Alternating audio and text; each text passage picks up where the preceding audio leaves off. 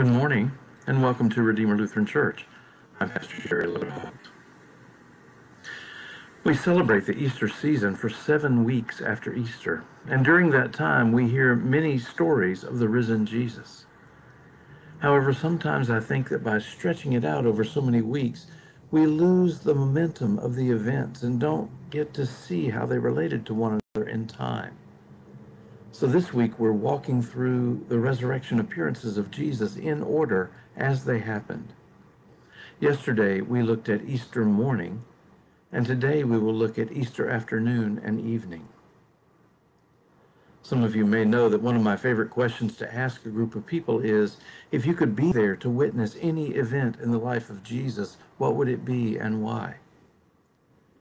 It's a good question to think about. And over the years, my own answer has changed from time to time. But I have to say that for the last 10 years or so, my answer has been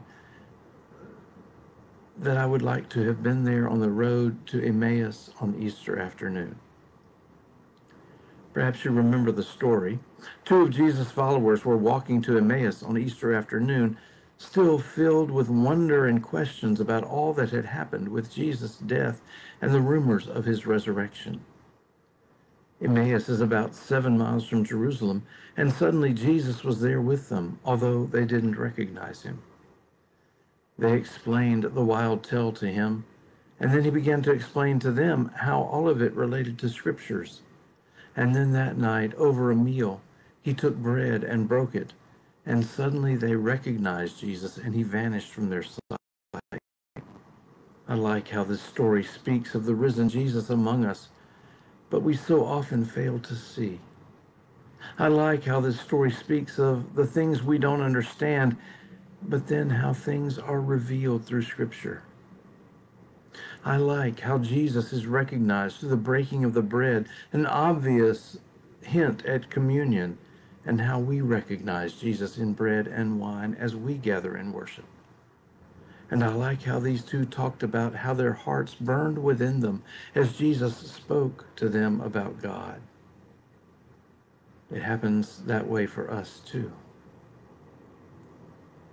But that wasn't the only thing that happened on Easter afternoon and evening.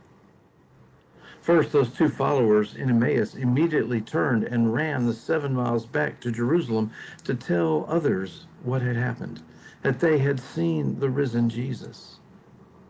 Of course, they were all astounded and continued to question and wonder. At some point, Peter separated himself from the others, perhaps to go on a walk or something to clear his head, and Jesus appears to him. So Peter returns to the others and confirms what those 2 from Emmaus had said. Jesus is risen.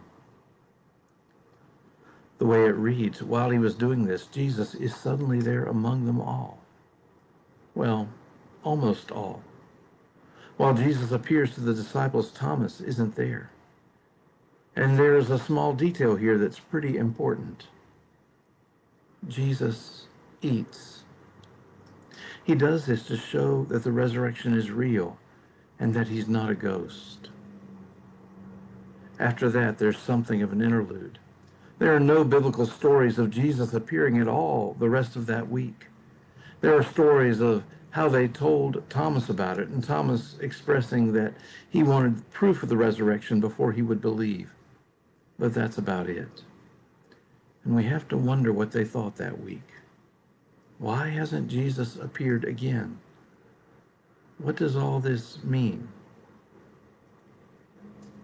Another thing I find very interesting is that when the risen Jesus appears to his disciples, he often says, "Do not fear," as the first thing. There's a lot of comfort there. Jesus knows how caught up in our fears we are, and his first words are words of assurance and victory. Do not be afraid, he says. God's got this, always and forever. Thanks for watching, and remember to let this day belong to God.